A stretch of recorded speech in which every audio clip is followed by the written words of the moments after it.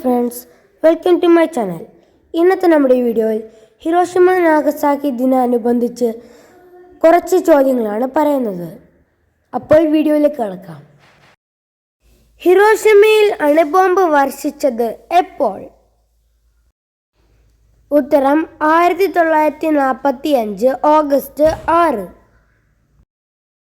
നാഗസാക്കിയിൽ America അണുബോംബ് വർഷിച്ചത് എപ്പോൾ? ഉത്തരം 1945 August 9.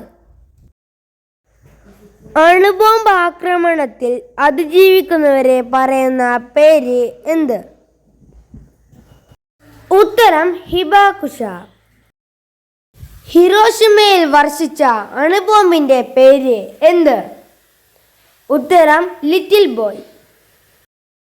നാഗസാക്കിയിൽ വർഷിച്ച അണുബോംബിന്റെ പേര് എന്ത്? ഉത്തരം ഫാറ്റ് മാൻ. ഹിരോഷിമയിൽ അമേരിക്ക അണുബോംബ് വർഷിച്ചത് എപ്പോൾ? ഉത്തരം 1945 ഓഗസ്റ്റ് 6. ഫാറ്റ് മാനിന്റെ ഭാരം എത്ര? ഉത്തരം 4630 കിലോഗ്രാം. ലിറ്റിൽ ബോയുടെ ഭാരം എത്ര? ഉത്തരം 4400 കിലോഗ്രാം.